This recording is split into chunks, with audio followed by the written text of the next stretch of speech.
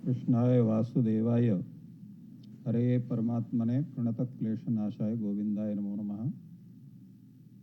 मंचस्थ आचार्य professor संपदानंद Mishra ji, संचालक अवधेश जी एवं सभा में विद्यमान सभी प्रतिभागीगण, विद्वद्गण, हमारे संस्कृत विद्या धर्म विज्ञान संकाय के आचार्य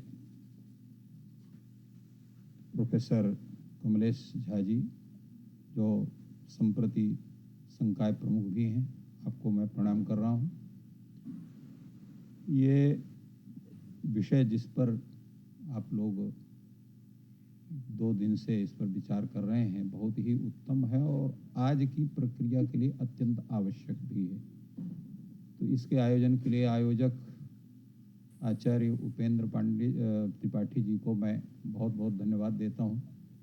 इस तरह का कार्य उन्होंने व्याकरण और संगणक विज्ञान को लेकर के और उससे स्वरूप को एक नया रूप प्रदान करने के लिए इतने अच्छे अच्छे लोगों को उन्होंने आमंत्रित किया। वस्तुतः हमारे जो विद्वद्गण हैं उनका ये नियम था कि प्राचीन और नवीन दोनों विचारधाराओं को साथ में मिलाकर के चला जाए। तो इसलिए इसके लिए एक शब्द है संस्कृत में, योगक्षेम। योगक्षेम शब्द का अर्थ ही होता है अलभ्य लाभः योगः लब्धस्य परिरक्षणम क्षेम। जो हमारे पास है उसका हम संरक्षण करें और जो नहीं है उसको जहां से मिले उसको हम प्राप्त करें, अन्यथा विकास हमारा रुकेगा। क्योंकि ज्ञान में नवीनता होना आवश्यक है। तो शास्त्रीय जो ज्ञान है जिसको हम अपने ग्रंथों से, जैसा हमारे आचार्य प्रोफेसर पंडा जी ने बतलाया कि नूतन जो साहित्य संस्कृत में विशेष रूप से व्याकरण शास्त्र में लिखा जा रहा है, तो यह तो निबंधात्मक स्वरूप आ रहे हैं या व्याख्यानात्मक स्वरूप आ रहे हैं, किंतु जिसको हम लोग कहते हैं सर्च और रिसर्च, तो रिसर्च तो हो रहा है किंतु सर्च नहीं हो रहा। नए नए ग्रंथ नहीं बन रहे हैं।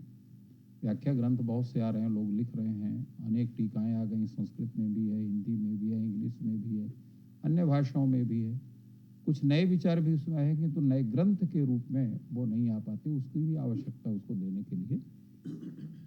दूसरे क्या है कि जैसे हम ये संगणक विज्ञान के द्वारा अर्थात कंप्यूटर के द्वारा जिन जिन सामग्रियों का, जैसे अभी प्रोफेसर कुलकर्णी जी ने बहुत सुंदर अपने व्याख्यान में कहा, और जिस समय मैं अध्यक्षता, हमारे पंडा जी अध्यक्ष थे, आपको कई बार हम लोगों ने अपने यहाँ बुला करके और वर्कशॉप किया। एक बार तो कम से कम आपने 4-5 शिष्यों के साथ आप आई थी और 4-5 दिन तक लगातार हमारे बच्चों का प्रशिक्षण हुआ। आज जो जितने बच्चे उस समय के हैं सब किसी न किसी जो है विश्वविद्यालय या डिग्री कॉलेज में प्रोफेसर हैं, सब पूरे बच्चे। तो ये स्थिति सब बच्चों को, और सभी काम अच्छा कर रहे हैं। यद्यपि मुझे कंप्यूटर नहीं आता है किंतु इस विषय में मैंने प्रयास अपने द्वारा बच्चों किया और हमारे बच्चे जितने हैं वो सब उस पर है। और उन्होंने कंप्यूटर में बैठ करके मैडम के जो छात्र थे उन लोगों ने करवाया था और आपने सबको संबोधन किया था। तो ये एक बहुत आवश्यक। दूसरे क्या है कि जो विशेष करके संगणक विज्ञान के प्रशिक्षक हैं उनको पारंपरिक ज्ञान होना आवश्यक है। बिना उसके प्रशिक्षण भी नहीं दे सकते हैं, क्योंकि आप जिसका प्रशिक्षण देना चाहते हैं तो उसका आपको थ्योरिकल ज्ञान जब होगा और फिर उसको प्रैक्टिकल में आप बदलेंगे तभी आप सफल हो पाएंगे। नहीं, कभी कभी एक विद्वान है, नाम मैं नहीं लूंगा, उन्होंने हमारे यहाँ कंप्यूटर के ही विषय में उनको बुलाया गया तो उन्होंने उस सूत्र का ही अर्थ गलत किया। लोग जो बच्चे थे वो तो सब जानते, सब खड़े हो गए। उन लोगों ने कहा ये आपका गलत। तो तात्पर्य है कि जो प्रशिक्षक है उसको भी पारंपरिक ज्ञान होना भी बहुत आवश्यक है। आपको तकनीकी ज्ञान बहुत अच्छा है, आप संप्रेषण कर सकते हैं, किंतु संप्रेषण का विषय वही आपके पास नहीं है, तो एक वो भी आवश्यक है आपके लिए। तो साथ साथ संगणक विज्ञान का ज्ञान करने के साथ साथ जो पारंपरिक शिक्षण है वो भी उसी के साथ रहना चाहिए। तो दोनों हमारे साथ हो जाए, जिसको हम लोग कहते हैं, जैसे हमारे विश्वविद्यालय का एक ये ध्येय वाक्य भी है कि प्राचीन और नवीन दोनों का संगम। तो दोनों का संगम तभी होगा जब दोनों ज्ञानों की स्थिति बनेगी। इसलिए हम लोग संप्रति क्या किए हैं अपने विश्वविद्यालय में, अपने विभाग में विशेष रूप से, कि जितने बच्चे हैं विशेष करके जो शोधक छात्र, सबके पास कंप्यूटर होना चाहिए और कंप्यूटर का सबको ज्ञान भी होना चाहिए, क्योंकि वो आवश्यक है आज के समय में। हम एकाकी होकर के अपने स्वरूप को नहीं बना सकते हैं। दूसरे क्या है, भाषा विज्ञान के इस संदर्भ में जब हम बाकी चीज़ों का ज्ञान करते हैं तो हमारे सामने सबसे पहले जो आवश्यक चीज़ है वो है क्रियापदों का ज्ञान। आप देखिए व्याकरण शास्त्र में लगभग 2000 धातुएं हैं, जिसमें सबसे अधिक गत्यर्थक धातुएं हैं। अब आप उन गत्यर्थक धातुओं का प्रत्येक का उपयोग क्या एक ही विषय में कर सकते हैं?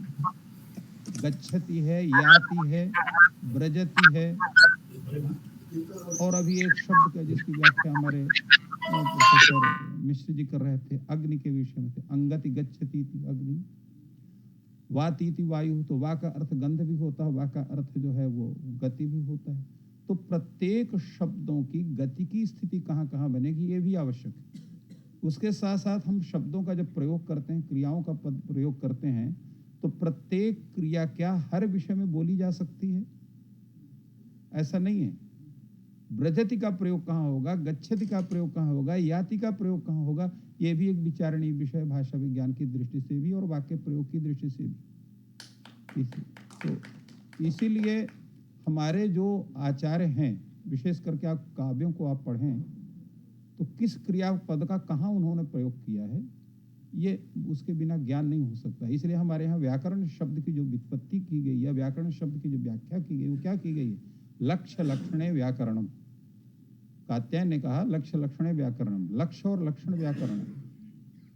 तो जैसे सूत्र आवश्यक हैं उसी तरह से प्रयोग ज्ञान के लिए हमें काव्यों का ज्ञान भी आवश्यक है। उसे हमें प्रयोगक ज्ञान होता है, किस शब्द का प्रयोग हमें कैसे करना चाहिए। इसलिए सबसे अच्छा कवि वही माना जाता है जिसको प्रयोग की प्रक्रिया का अच्छा ज्ञान होता है और उस शब्दों को वहीं प्रयोग करता है जिससे उस शब्द से तद्रूप व्यंजना निर्गत होती है। अगर हमको व्यंजना का ज्ञान न हो तो हम जहाँ चाहे जिस शब्द का प्रयोग कर देंगे तो वो कार्य नहीं चलेगा। नहीं तो फिर शुष्का वृक्षा तिष्ठत्यग्रे और नीरस तरुरी विलसति पुरतः, इन दोनों शब्दों के प्रयोग में कहाँ किसका कैसे प्रयोग करना है। कोमल शब्दावली आपकी अगर चलेगी जो है अगर श्रृंगार रस में और अन्य रसों में, परंतु वहां पर जब आपको भयानक रस के आपको ज्ञान कराना पड़ेगा तो वहां पर कठोर शब्दावली का वहां तिष्ठत्यग्रे ही बोलना पड़ेगा, विलसति पुरतः बोलने से काम वहां नहीं चलेगा। तो तात्पर्य है कि इसका भी ज्ञान हम लोगों को आवश्यक है। अभी आचार्य अम्बा कुलकर्णी ने विशेषणों के विषय में बताया जिसका उन्होंने प्रस्तुत किया। विशेषण कहाँ पर वो विशेषण रहेगा, कहाँ क्रिया विशेषण रहेगा, कहाँ शब्द विशेषण रहेगा, क्या विशेषण का भी कोई विशेषण हो सकता है, ये भी बहुत विचारणीय विषय है। तो ऐसे अनेक विषय हैं जो आज भी हम लोगों की प्रतीक्षा कर रहे हैं अध्ययन के लिए, हमारे विशेष करके शोधक छात्रों के लिए। तो इन पर भी कार्य करना चाहिए। व्याकरण में इतना कार्य होने के बावजूद भी अभी सैकड़ों ऐसे विषय हैं नए विषय जिन पर आज तक कुछ काम नहीं हुआ। तो उन विषयों पर काम करना हमारे लिए, हमारे छात्रों के लिए और प्रत्येक विद्वान के लिए भी आवश्यक है। उन पर हम लोग काम करें, सुविचार करें। मुझे आप लोगों ने मतलब आज इस कार्यक्रम के लिए बुलाया, मुझे बड़ी प्रसन्नता है कि इतने सभी लोगों से मैं एक साथ मिल पा रहा हूँ। और वस्तुतः संगोष्ठी का मतलब ही होता, संगोष्ठी खाली विषय का आदान और प्रदान ही नहीं होता है, प्रत्येक व्यक्ति का जो परिचय है वो भी एक लाभ होता है। इन्हीं शब्दों के साथ आप सबको प्रणाम करते हुए अपने वाणी को विराम देता हूँ। धन्यवाद।